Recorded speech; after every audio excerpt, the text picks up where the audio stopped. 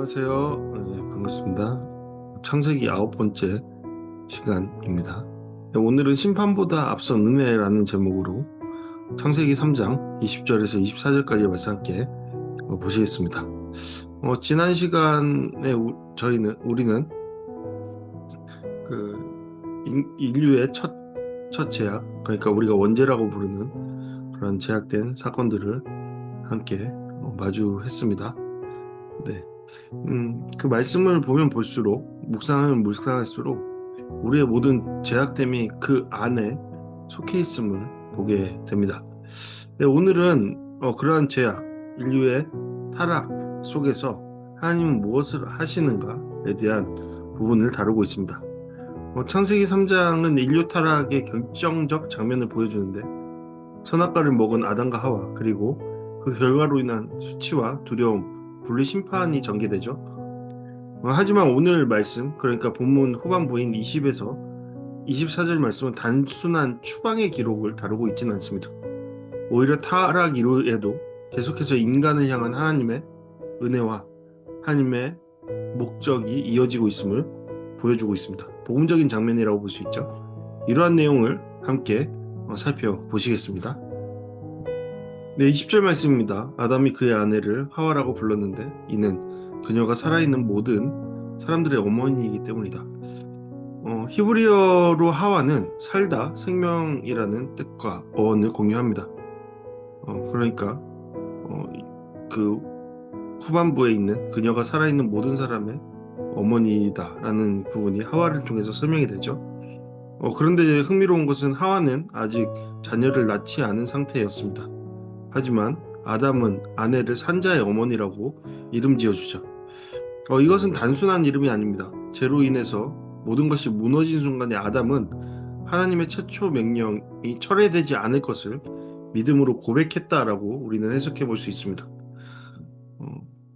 또 다른 하와의 의미가 있는데요. 일부 고대 아랍어 어원에서 하와는 텅 빔, 굶주림, 박탈이라는 부정적인 의미를 지니고 있기도 합니다. 그러니까 하와라는 이름 안에는 앞서 말했던 것처럼 긍정적인 생명, 회복에 대한 어떤 부분이 있으면서도 동시에 다른 한편으로는 결핍과 상실이 있다라는 겁니다. 그 이중적 의미가 있다라는 것이죠. 그러니까 우리는 이 이중적 의미를 함께 생각하면서 하와를 생각해 볼 수 있는 것이죠. 그러니까 아담은 절망적인 자리에서 미래를 지향하는 언어를 사용했습니다.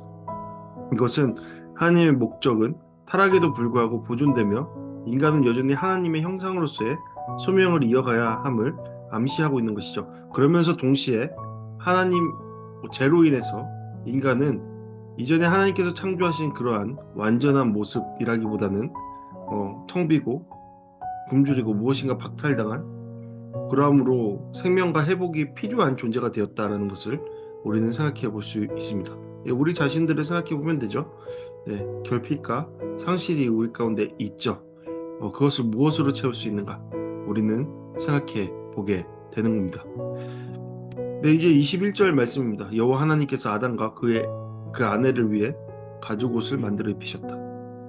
히브리어로 옷은 야곱이 요셉에게 입혔던 옷, 여기서 옷과 동일한 단어로 쓰입니다.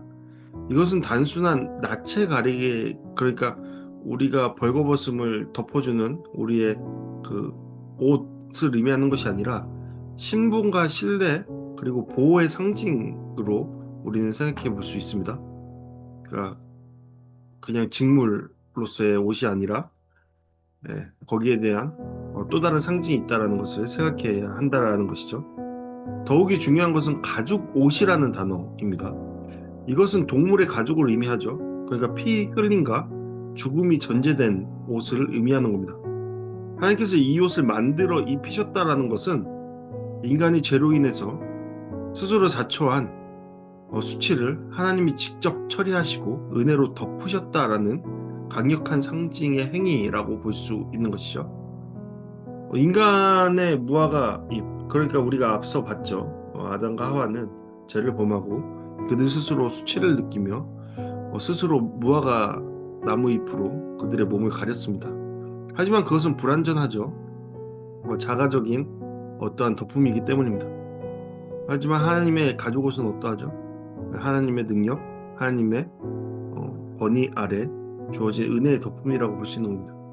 우리가 알듯이 훗날 이후에 구약제도, 제사제도의 원형으로 이것은 발전해서 결국에는 예수 그리스도의 대속적 사건의 개념의 모습으로 나타난다라는 것을 우리는 보게 됩니다. 중요한 것은 이 은혜의 행동이 추방보다 먼저 이루어졌다라는 겁니다. 아담과 하와를 선악과 사건의 그런 책임을 통해서 먼저 쫓아내신 것이 아니라 먼저 은혜를 통해 그들을 덮어주셨다라는 그런 의미를 우리는 생각해 봐야 합니다. 그러나 심판이 있기 전에 하나님의 긍휼과 회복이 선행된다라는 것을 볼 수 있는 것이죠. 네, 이제 22절에서 23절까지 말씀입니다. 이 사람이 우리 가운데 하나같이 돼 선악을 알게 됐으니 이제 그가 손을 뻗어 생명나무 열매까지 따먹고 영원히 살게 되면 안 될 것이다. 조금만 생각해보도 알 수 있는 것이죠. 죄악됨으로 하나님께서 만드신 에덴 동산에서 살아갈 자격이 박탈된 것입니다. 그들의 그러한 죄악된 모습으로 그것에서 산다면 아마도 더 이상 그곳은 에덴 동산이 될 수 없는 것이죠. 여기서 우리 가운데 하나같이라는 표현은 창세기 1장 26절을 떠오르죠. 우리가 우리의 형상대로 사람을 만들자. 그것과 연결됩니다. 곧 삼위 하나님 간의 신적인 협의 표현 혹은 천상행위의 그 문맥으로 해석될 수 있는 것이죠. 그러니까 하나님께서 삼일체 하나님께서 이것에 대해서 깊이 생각하셨다라는 것을 우리는 알게 됩니다. 인간은 선악을 아는 존재가 되었지만 그 지식은 하나님 안에서가 아니라 하나님을 벗어난 방식으로 획득한 것이었습니다. 결국 뱀의 말 너희가 하나님과 같이 될 것이다 라는 것은 부분적으로는 진실이었지만 완전하지 않았습니다. 전혀 다른 결과를 초래한 왜곡된 진실이었습니다. 네, 뱀의 말을 들으면 행복할 줄 알았는데 불행의 시작인 것이죠. 그들의 행복의 누림이 완전히 박탈되어 가는 것을 우리는 확인할 수 있습니다. 하나님의 인간이 제 상태로 영원한 생명나무의 열매를 따먹는 것을 막기 위해서 동산 밖으로 그들을 내보내십니다. 어떻게 보면 이것은 형벌이라고 볼 수 있는데 그것보다는 그들의 회복 가능성을 위한 은혜의 제한이라고 볼 수 있는 겁니다. 그러니까 하나님의 인간의 영원한 타락을 방지하시는 것이죠. 그러니까 여기에서 추방은 하나님의 분노라기보다 구속사를 위한 공간적 분리라는 것을 볼 수 있습니다. 회복의 기회를 마련해 주시는 것이죠. 은혜라고 볼 수 있습니다. 우리는 이 말씀을 통해서 생각해 볼 수 있죠. 우리가 때로는 하나님의 침묵 혹은 하나님의 이런 표현은 좀 우리가 좀 조심해야 하지만 하나님의 벌 주심을 경험할 때가 있습니다. 그럴 때 우리는 그것을 단순한 어떤 아픔, 고통으로 받아들인 것이 아니라 그것을 통해 여전히 은혜를 베푸시는 하나님 되심을 기억해야 한다라는 것이죠. 하나님은 우리를 단순히 싫어하시기 때문에 미워하시기 때문에 우리를 망하게 하시기 위해 망가뜨리려고 벌을 주시는 분이 아니십니다. 하나님의 심판의 목적, 벌 주시는 목적은 분명합니다. 구원을 위해서입니다. 그것을 알고 그 시간을 하나님의 은혜의 섭리로 기억하며 다시 되돌아설 수 있는 우리의 모습이 요구된다라는 것을 우리는 함께 생각해 봐야 할 겁니다. 그러니까 곧 아담과 하와에게도 그런 시간이 주어졌다라는 것을 우리는 생각해 볼 수 있는 것입니다. 이제 마지막으로 24절 말씀입니다. 하나님께서 그 사람을 쫓아내시고 에덴 동산 동쪽의 그룹들과 해전하는 칼의 불꽃을 더 생명나무로 가는 길을 지키게 하셨습니다. 에덴 동쪽은 성막과 성전의 입구 방향과 동일합니다. 그리고 구름, 곧 케루빔은 하나님의 거룩한 임재를 수호하는 천상의 존재라는 것을 우리는 생각해야 하는 것이죠. 해전하는 불칼은 살아있는 자가 함부로 접근할 수 없는 상징을 이야기하는 겁니다. 하나님께서는 우리가 하나님께로 다가오는 것을 불완전한 상태, 죄된 상태에서 다가오는 것을 금하시죠. 제한하십니다. 따라서 훗날 구약시대 때 대제사장들이 1년에 한 번 피를 가지고 가는 거룩한 곳으로 지성소가 발전하게 됩니다. 그리고 이후에는 그 예수 그리스도를 통해 새롭고 산 길을 예비하는 강력한 예표가 되는 것이죠. 곧 우리는 예수 그리스도의 보혈의 능력 피로 말미암아 이제 하나님께로 나아갈 수 있는 길이 열렸음을 우리는 생각할 수 있는 것이죠. 그러니까 우리는 더 이상 하나님을 향하는 하나님의 임재를 경험하는 길이 막혀 있는 상태가 아니라 예수 그리스도의 보혈을 통해 하나님과 동행하고 하나님과 소통하고 하나님과 함께 할 수 있는 그러한 권한을, 그러한 은혜를 부여받은 자라는 것, 그것이 그리스도인의 특권이라는 것을 우리는 다시금 생각해 볼 수 있는 겁니다. 이렇듯 창세기 3장은 인간의 타락으로 끝나지 않습니다. 그 끝자락에서는 우리는 다음과 같은 은혜의 구조를 발견하게 되죠. 첫 번째로 인간은 죄를 지었지만 하나님은 그를 찾아오셨다라는 것이고, 두 번째로 인간은 수치를 느꼈지만 하나님은 은혜로 그것을 덮으셨다. 누군가의 피로, 어떤 대상의 피로 그것을 덮으셨다라는 것을 우리는 생각해 볼 수 있습니다. 그리고 마지막으로 인간은 추방되지만 하나님은 그를 위해 길을 열어 가신다라는 것을 알 수 있죠. 그리고 이 모든 끝이, 이 모든 완성이 예수 그리스도를 통해 완성된다.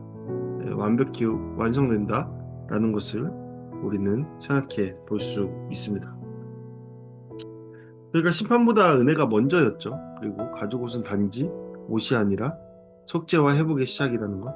그리고 생명나무의 길은 닫혔지만 예수 그리스도 안에 다시 열렸다라는 것을 우리는 확인해 볼 수 있습니다. 이상으로 오늘 말씀을 보았습니다. 이 말씀 속에서 함께 묵상과 적용해 나가겠습니다. 첫 번째로 생각해 보길 원하는 것은 무너진 자리에서도 나는 여전히 생명을 말하는 사람인가 생각해 보기 바랍니다. 아담은 죄 후에도 아내에게 산자의 어머니라는 이름을 주었습니다. 그렇다면 우리는 상처와 실패 속에서도 하나님이 일하실 생명을 고백하고 있습니까? 그러니까 그 자리에서 나를 소망하는 것이 아니라, 나 자신의 능력을 의존하는 것이 아니라 나와 함께 하시고 그럼에도 불구하고 나를 일으키실 주님을 기대하고 나아가고 계십니까? 두 번째로 내 부끄러움을 감추려 애쓰기보다 하나님의 덮어주심에 맡기고 있는가 생각해 보기 원합니다. 무화과 잎은 인간의 방어였습니다. 하지만 가죽옷은 하나님의 은혜였죠. 나는 내 힘으로 나의 죄를 덮으려 하지만 하나님의 손에 맡기지 않는다면 그러한 죄책과 죄사함의 역사는 없음을 우리는 기억해야 합니다. 죄조차도 하나님께 엎드려 고백하고 하나님을 통해 회심의 계기, 회개의 사건, 그것을 통해 다시 주님께로 돌아서는 그런 사건을 마주해야 할 것입니다. 세 번째로 막힌 길에서 우리는 원망하는가 아니면 그 자리에서도 하나님의 뜻을 찾는가 생각해 볼 수 있습니다. 하나님은 생명나무의 길을 막으심으로써 더 깊은 타락을 막으셨습니다. 그러니까 우리가 이해할 수 없는 거절과 제한 속에서도 하나님의 보호와 자비를 우리는 생각해 볼 수 있는가, 읽어낼 수 있는가, 그러한 묵상들이 우리에게 필요하지 않나 생각해 봅니다. 네 번째로 나는 하나님의 임재 앞에 설 수 있는 삶을 살아가고 있는가. 그룹과 불칼은 거룩한 임재로 향하는 문이 아무에게나 열려 있지 않음을 보여주고 있죠. 분명히 보여주고 있습니다. 그렇다면 나는 매일의 삶 속에서 회개와 정직함으로 하나님을 만날 준비를 하고 있는가 생각해 볼 수 있습니다. 왜 그렇죠? 우리는 예수 그리스도 중에 하나님의 임재 앞에 설 수 있는 존재가 되었기 때문이죠. 마지막으로 다섯 번째로 하나님이 다시 입히시고 보내시는 길 위에 서 있는가. 말씀 속에서 확인한 바 추방은 끝이 아니었습니다. 하나님은 덮으시고 다시 땅을 일구게 하셨습니다. 회복의 길로 이끄셨고 다시 살아날 수 있는 시간을 우리 가운데 주셨습니다. 그러니까 텅 비고 깨지고 결핍된 그것을 주님의 은혜로 덮을 수 있는 그런 믿음의 자리, 은혜의 자리를 마련해 주셨습니다.